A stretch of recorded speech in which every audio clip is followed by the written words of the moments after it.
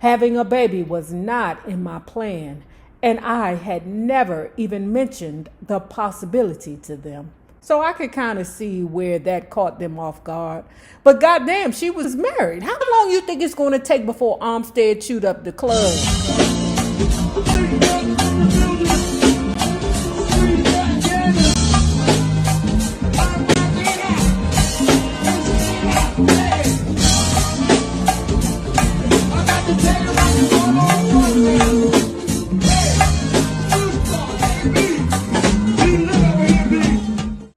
The immediate problem was space. That tiny little apartment that Laura Nairo loved so much was way too small for Armstead and me, let alone a baby. While I knew that on a rational level, I still had troubles letting the place go. Armstead and I had so many wonderful memories there. As it would turn out, the move to Vernon Road was one of the few things about my pregnancy that would go smoothly. Since we signed with Warner Brothers, Labelle hadn't been selling a lot of records. Like our first Labelle release, our second album, Moonshadow, was critically acclaimed, but a commercial disappointment. We signed a new deal with RCA, and we had to turn out a new album soon. The pressure to get a hit was mounting, but even so, I did not expect the reaction I would get from Sarah, Nona, and Vicky when I told them the news. Maybe it was the way I told them. Maybe they could sense that I had been struggling with the whole thing myself. Whatever they were thinking, it was what they said that shook me to my core. They asked me if I had thoughts about getting an abortion. At first, I didn't think I had heard them right. But then they said it again. As we talked, it became clear to me that they were concerned that my baby might interfere with our career. So how many times have we heard this on unsung episodes or in many of the books we read, where the powers that be behind the force were in the pregnant woman's ear? You know, this is about to fuck up everything, you know you fitting to mess up the church's money with this baby, right? We're going to have to put everything on hold. How are we going to perform with your big belly ass on stage? We got to have some sexiness to us. Don't nobody want no pregnant woman on stage singing to them. The lies you tell. It's perverts all over the place that just Google pregnant women. At first, I didn't think I heard them right, but then they said it again. As we talked, it became clear to me that they were concerned that my baby might interfere with our career. I felt like someone had kicked me in my stomach. My impulse was to jump up and run, never look back, but I didn't. I think that moment will be etched in my mind forever. At that moment, a little voice inside me kept whispering, something is terribly wrong here. Sarah, Nona, and Vicky have very different priorities. I wasn't ready to hear any of that. So instead of listening to my inner voice, I ignored it. I rationalized the whole thing away. They weren't worried about themselves, I told myself. They were worried about me. Of all people, Sarah and Nona knew what singing meant to me, and they were afraid I hadn't thought this decision through. Having a baby was not in my plan, and I had never even mentioned the possibility to them. So I could kind of see where that caught them off guard. But goddamn, she was married. How long you think it's going to take before Armstead chewed up the club? Girls? Damn, is she married? She married. I had been worried about the pregnancy myself until I talked it over with Armstead. How could they know how much I wanted this baby now? How could they be certain I knew exactly what I was getting into? They were only looking out for me. I desperately needed to believe that. And so I convinced myself without too much trouble. And then I did what I had always done since I was a little girl.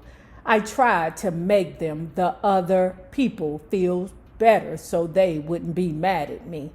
It didn't matter what I had to do or what it would cost me. All that mattered was that they didn't stop liking me. I promised Sarah, Nona, and Vicky that nothing would change because I was pregnant. I'd still do all the shows, make all the recording sessions, meet all our professional commitments. The abortion word was never mentioned again. Later, my sisters of the spirit will become my baby's spiritual parents. Sarah and Nona agreed to be the godmothers. I pushed my pain and my nagging inner voice to the deepest, farthest corner of my mind and continued on as if nothing had happened. When I was pregnant, we performed everywhere from the Continental Baths to Carnegie Hall. It was Bette Midler. It's always Bette Midler. Let me tell you, the divine Miss M is outstanding. Let me tell you what I did not know. Bette Midler called herself the White Patti Labelle. Y'all, Bette Midler ain't never lied. Performing in the bathhouses, child. All right. And you know the gays frequent the bathhouses.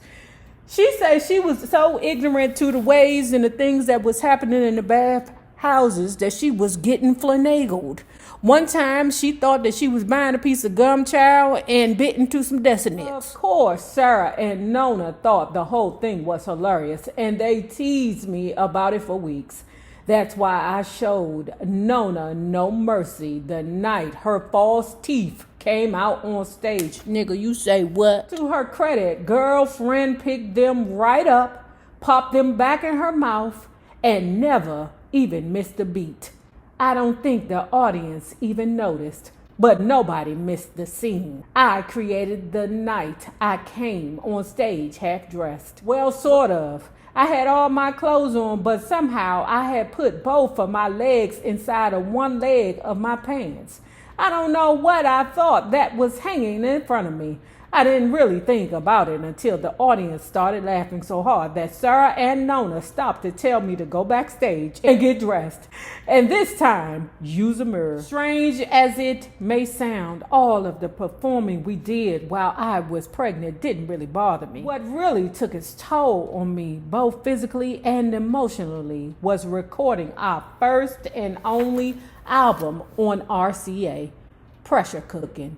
For one thing, the baby was performing too, kicking up a storm. After 9 hours of labor, our son was born on July 17th, 1973, 9 months to the day after he was conceived on a trip to Japan.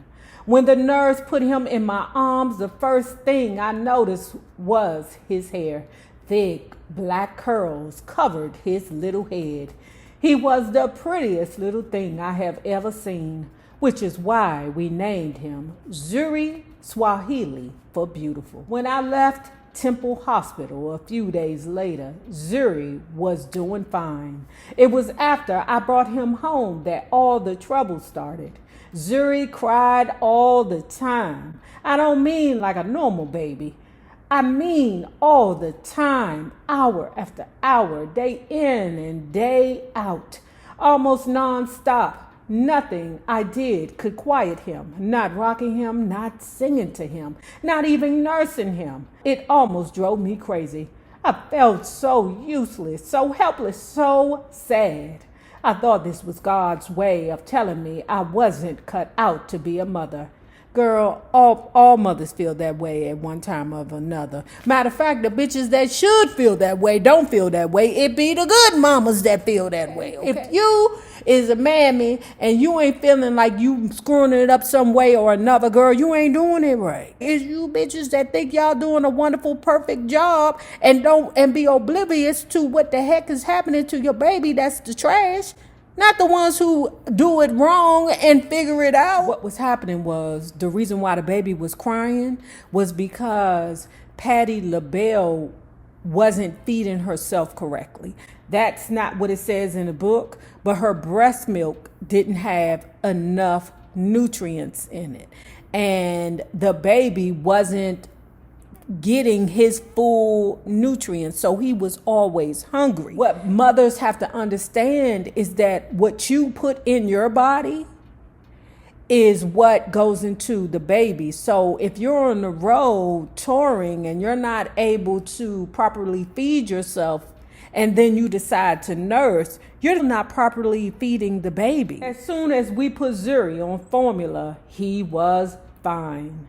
While Zuri got better, my sadness only got deeper. In 1973, I had never heard of postpartum depression on the Jesus. That is the realest shiz I've ever heard, and you mothers better take hold of it.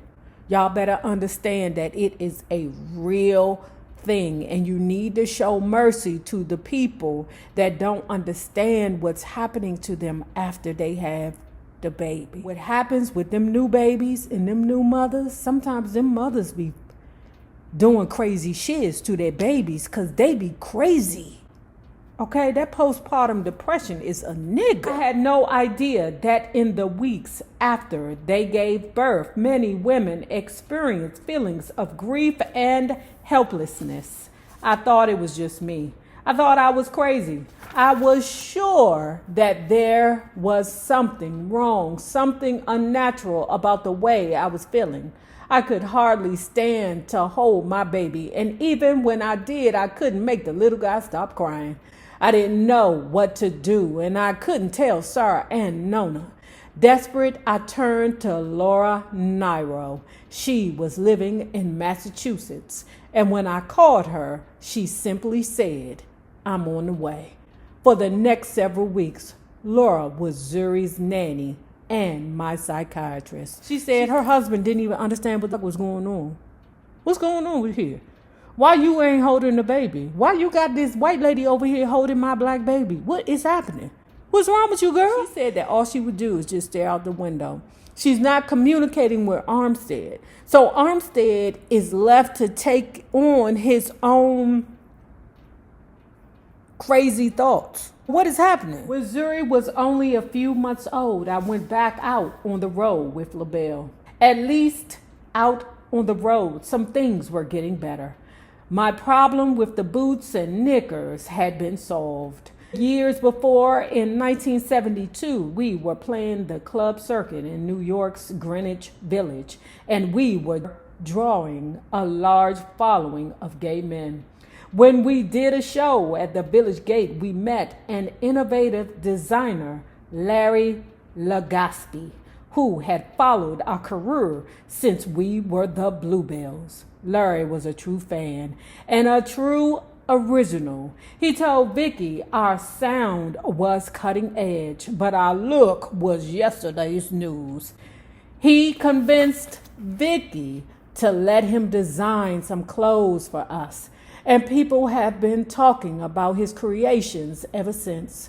It was Larry who conceived the whole Labelle look, designing and sewing the unforgettable drag that writer Jamaica Kincaid once described as a Puerto Rican's idea of Negroes from Mars. The silver, the cabling, the breastplates, the feathers, the platforms, the spacesuits, the helmets, they all were Legaspi's originals.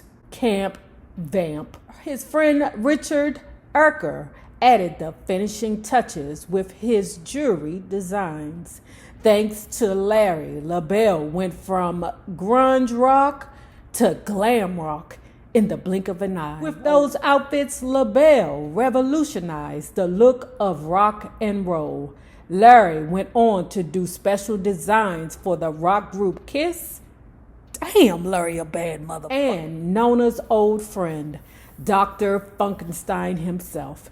George Clinton. To everybody's surprise, no one had to talk me into this change. I melted right into the drag. I am the original drag queen. Whenever Larry brought his sketches by, I thought, this is me, baby. Once Larry told me the concept behind the outfits, I loved them even more.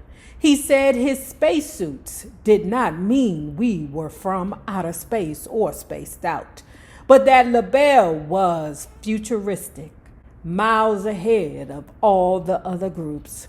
Thanks to Vicky's vision, we were about inner space, a head trip. Nona's song spoke the truth in a number of ways. If she wasn't criticizing people for going to Hollywood, she was appealing to them to make the world a better place.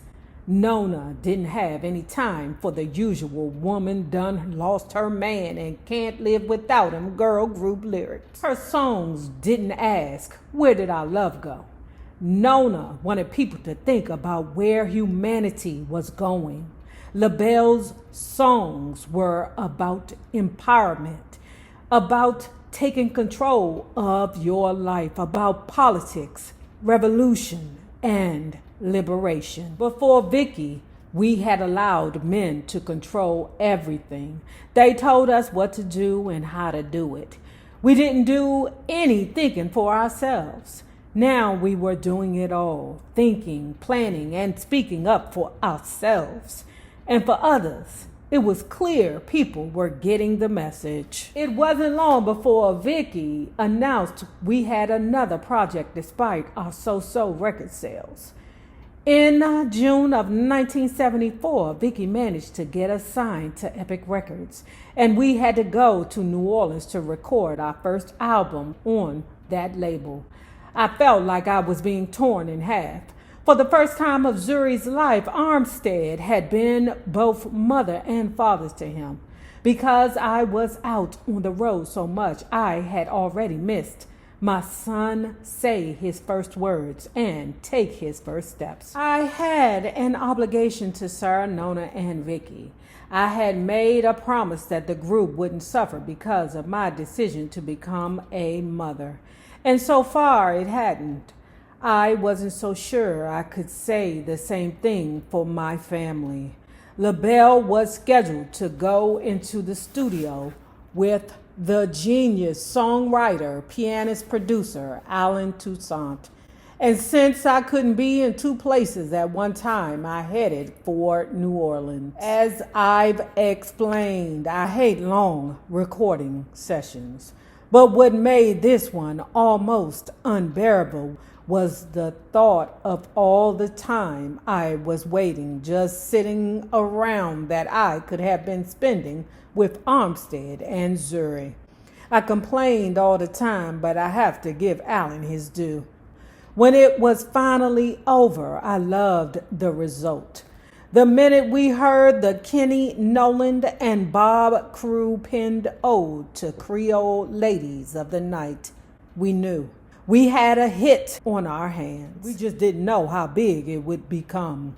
Alan's Creole creativity produced Labelle's first and last million seller, Lady Marmalade, the single that became the disco anthem of the 70s and had everybody in America singing the sexy French lyrics. Voulez-vous coucher avec moi ce soir? Translation, do you want to sleep with me tonight? That's what this song say? Taking a ride on the east side, made a left on MLK. What a beautiful day, what a beautiful day. Riding high on the west side, looking for a hood rat to play. Won't you come out and play, won't you come out and play? Hey, taking a ride, hey, hey, on the south side, ooh, ooh, hey, hey, hey.